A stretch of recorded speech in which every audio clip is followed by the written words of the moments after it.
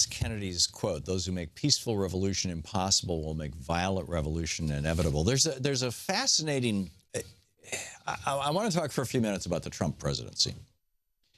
And the direction that I see this country going in as a consequence of this. And it's very, very troubling. For example, Trump just basically tweeted out that the attacks on the Turkish ambassador to Russia, excuse me, the Russian ambassador to Turkey, the attack in Turkey, I believe it was, and the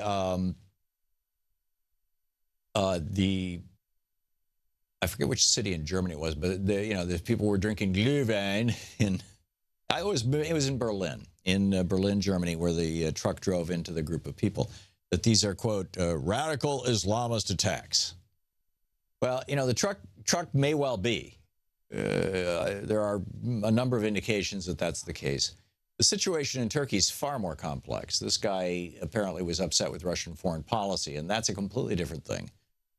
But what Trump is doing here is not unlike, and I'm just like for the next 4 years, to hell with Godwin's law. Okay, Godwin's law is whoever mentions Adolf Hitler first loses the argument. I'm just throwing that out the window because we're here. What Hitler was doing in the late 20s and early 30s in Mein Kampf, in his initial, rise to power, in the beer hall putsch, when he went to jail for that, when he got out of jail, when he, was rising to power, is he was saying, okay, we lost World War I. The Treaty of Versailles was inflicted upon us, which, by the way, John Maynard Keynes says, if you make these punishments as severe as you are against Germany, you are setting up World War II. And John Maynard Keynes was right, as he was about pretty much everything all the time. But in any case, Hitler used that, like any good demagogue would, to say, we've been screwed. I mean, the Treaty of Versailles, basically, it was reparations for World War I. Germany was characterized, they were the loser of World War I. They were characterized as the bad guys, and they had to pay back everybody. And it broke the bank. And the German government tried to pay it off with inflated Deutschmarks, as it was originally denominated in Deutschmarks, and that inflation just destroyed the German middle class. And as Plato wrote in The Politics back 3,000 years ago, without a middle class, you can't have a functioning democracy. And yes, Aristotle actually used the word middle class. But in any case, as the middle class collapsed in Germany after World War I, as Germany went into an economic crisis, what did Hitler do? He blamed it on three groups, by and large: the communists, the trade unionists, and the Jews. And specifically Jewish bankers and Jewish newspaper owners. And there were plenty. These were professions that had a lot of Jews in them. I'm not sure if it was all that out of proportion to the rest of the population, but Hitler was able to identify them and say, aha, there you are. And thus it began. And Trump is doing this with Muslims. And this is something that we should all be pretty freaked out about. Angus King, the independent senator from Maine, God bless him. Today he criticized, this is from The Hill, Senator Angus King, Maine, on Tuesday criticized President-elect Donald Trump for pinning recent attacks in Turkey and Germany on radical Islamic terrorism. Simple answers to complicated questions are usually wrong, King said on CNN's New Day. And he's right. Telesur, reprinted over at Alternet. In aftermath of Trump's win, we are witnessing more than 1,000 hate crimes a month. Over 1,000 hate crimes have been reported since Donald Trump won the U.S. presidential election, over a third of them making specific reference to Trump. We're going to have the victims of some of those hate crimes on here in about 10 minutes. Most of the incidents were against immigrants, followed by African Americans, Muslims, and LGBT people. The Southern Poverty Law Center counted a total of 1,094. On the other hand, most recruitment drives were, and this is for the majority from white nationalists and the Ku Klux Klan, were reported on college campuses. Attacks that referenced Trump overwhelmingly attacked women, reported, the SPLC. So you've got that. You've got Trump, doing the whole demagoguery thing. You've got Trump talking about, this is, extraordinary. He tweeted, if my supporters acted and threatened people like those who lost the election are doing, they would be scorned and called terrible names. My supporters? I thought you were the president for all of us. It's the divide and conquer strategy. This is very dangerous stuff. This is extremely dangerous stuff. And then let me reference to you a piece by David Kaiser over in Time magazine. Just came out. Actually, it didn't just come out. It came out about a month ago. It was updated November 18th. And he's talking about Strauss and Howe. You'll recall Neil Howe has been on this program. He's also been on our TV program. He wrote a book called he and William Strauss, who's now deceased, in 1991 and 97, wrote two books, Generations and The Fourth Turning. In The Fourth Turning, his 1997 book, their 1997 book, I reference several times in my book, The Crash of 2016, because one of the main frames of that book is that roughly every 80 years, going back like to the 1400s, roughly every 80 years, the generation that remembers the mistakes that we made that led to depressions and wars dies off, and a new generation full of itself and not knowing the lessons of history makes the exact same mistakes, and you end up with another depression and another war. And this guy, David Kaiser, talks about how he wrote a couple of books quoting Strauss and Howe, and Steve Bannon interviewed him for a movie that Steve Bannon was making. He was very familiar with Strauss and Howe's theory of crisis, he writes. In fact, in Time magazine, he writes, I know this because Bannon interviewed both Neil Howe and myself in 2009 when he was making a documentary film about the 2009 financial crisis. Bannon focused, he writes, on the key aspect of their theory, the idea that every 80 years American history has been marked by a crisis or fourth turning that destroyed the old order and created a new one. I'm going to come back to this in just a little bit, because there's a lot of stuff here that I want to get into, and we really need to take a break because we've got some guests coming on at 20 after, and I don't want to cut into their time, and who are going to tell you about a hate crime that just happened in New York City that is just an example of what I'm talking about. Are we, in your opinion, feel free to call in. It's Anything Goes holidays, but feel free to call in. In your opinion, is Trump and the Republicans leading us into a new era of fascism?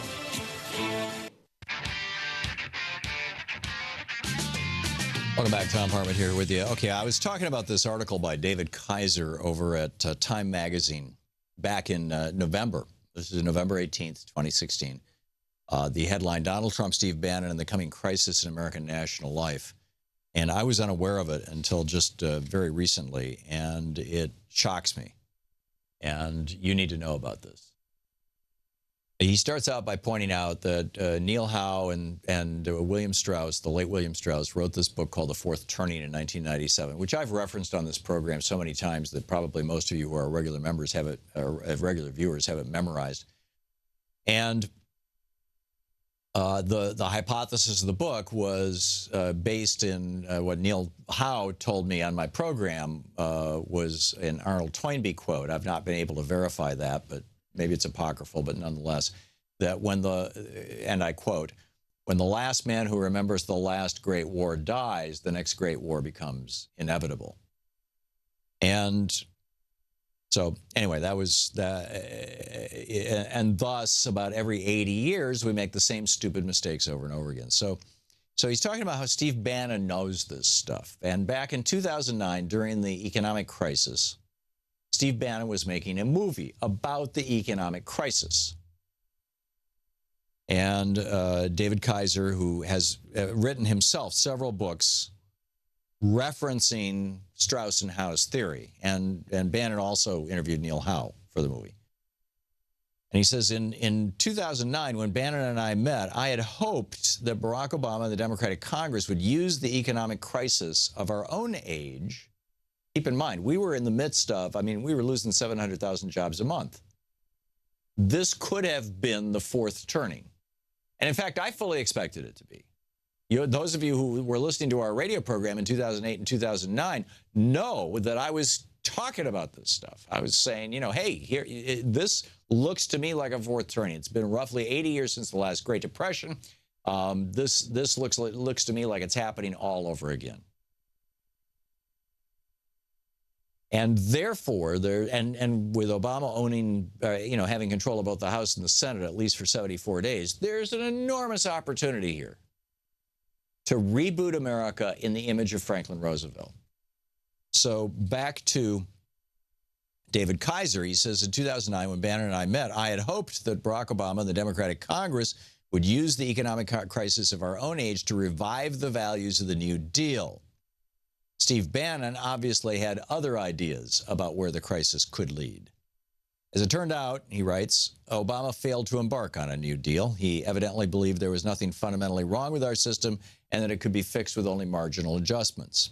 Late in his term, in fact, he told David Remick, the New Yorker, that presidents could not, in fact, remake American society and that was a good thing.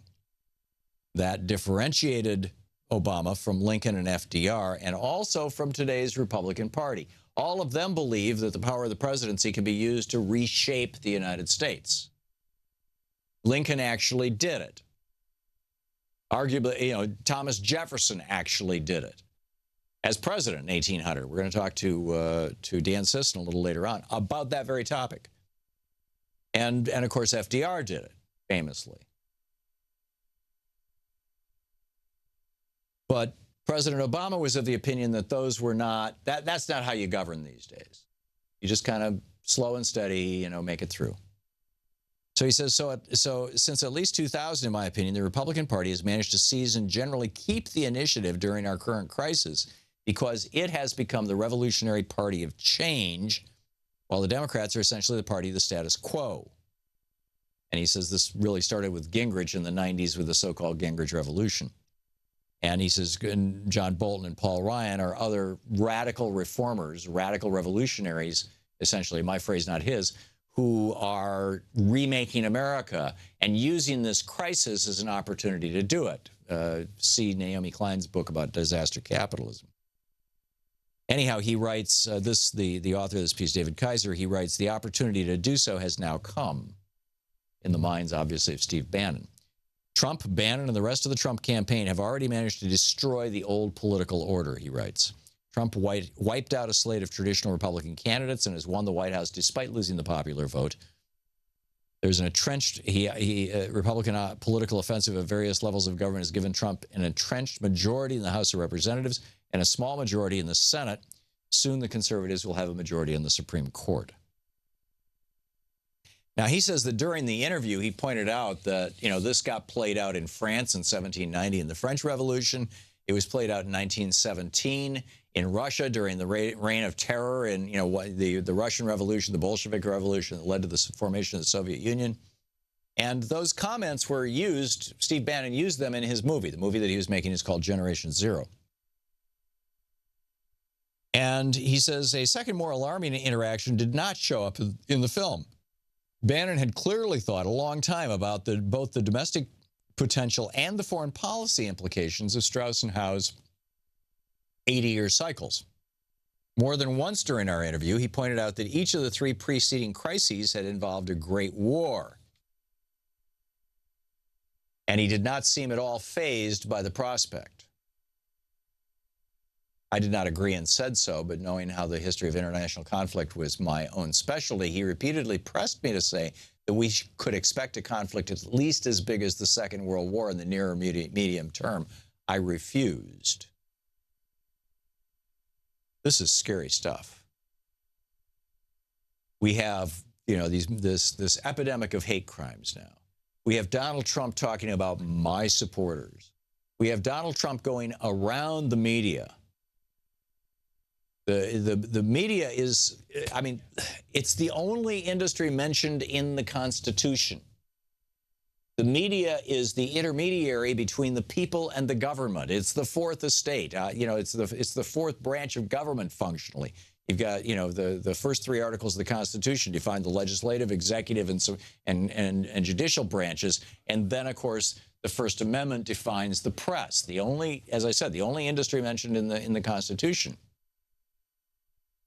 And the job of the press is to hold power in check. So Brad rewriting over at Raw Story. How does rich orange, shall we say butt, he uses another word, taste?